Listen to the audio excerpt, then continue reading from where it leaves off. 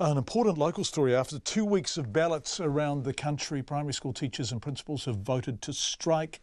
Members of the Educational Institute have voted to stop work for 3 hours, just the 3 hours on August the 15th, and are discussing whether to strike for a full day subsequently. The union was seeking an immediate 16% pay rise for its 28,000 members, arguing the increase was needed to tackle critical teacher shortages. Instead, the ministry offered pay rises spread over 3 years, 14.7% for newly graduated teachers, between 6.5% and 13.7% for teachers with more experience, and 6.1% for teachers at the top of the scale.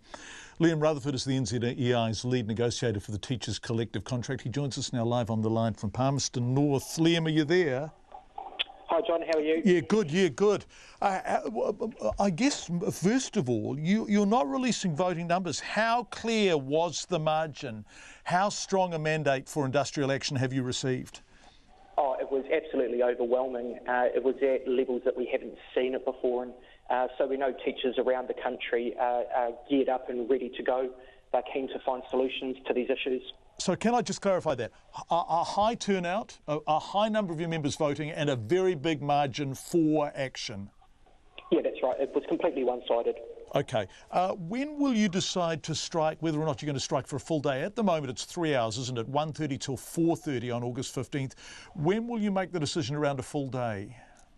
Yeah, so between now and the 15th of August, we're going to be going through a number of processes with members to hear their voice. And as a result, they'll be balloted between now and the 15th of August around whether or not that needs to be extended from a 3-hour work stoppage meeting to a full day. And Liam, what are the key issues here? Is it the offer, the simple pay offer? Is it about the support for children with special needs in the classroom, where there is a very strong sense that there is an inadequacy and under-resourcing of teacher support? Or is it about teacher numbers? What's driving the strength of feeling from your members? So the crisis that we are in is that the country doesn't have enough teachers, and something needs to be done about that immediately. At a time where we have got increasing number of students coming into the system, we're seeing mass reductions on people training to become teachers. We also hear day after day stories of people considering leaving because the pay and the workload just doesn't lead to any type of work-life balance. And for me, the real defining voice that we're hearing is that teachers are no longer ambassadors for other people to become teachers. And I think if we're at that point, it's a real shame. Can you explain that for me? So what did you mean by that point? So for the longest of time, the people that would encourage other people to become teachers are teachers. And now teachers more often than not would actually ward somebody off becoming a teacher because it's just not worth the workload. Right. Can we look then at the difference between what the ministry is offering you and what you are asking for? It's closest with the newly graduated teachers, isn't it? So 14.7% for newly graduated teachers is the offer.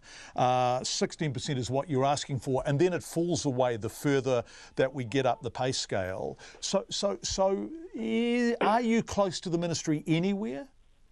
No, I mean, the offer in terms of the percentages as a whole is a little bit of smoke and mirrors. The reality is that 86% of teachers have been offered 6.1% over 3 years.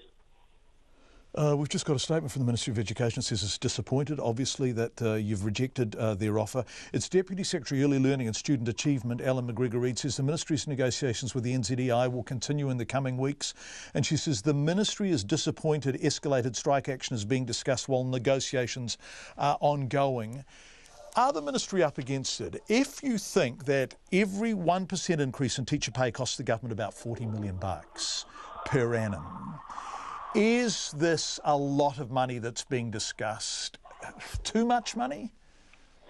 No, and I think it's less about the money and more about what we're going to choose to prioritise. I mean, if parents in this country value having a teacher in front of their kids, then we actually need immediate action around the teacher crisis that we're currently in. Are you finding it difficult? Is the industry, is the ministry, are schools finding it difficult to recruit teachers?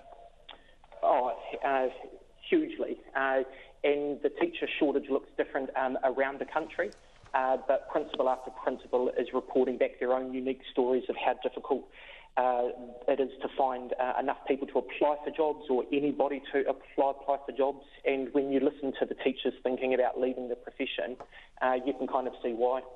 Liam, one final question. What do you think the chances are of you voting for a full-day strike? Given the numbers, given the mandate for the 3-hour extra, they would seem strong? I think we're at a point where we are definitely listening to the members, but the sense of the meetings was it did come across really strong that they thought a full-day strike is what we needed up front.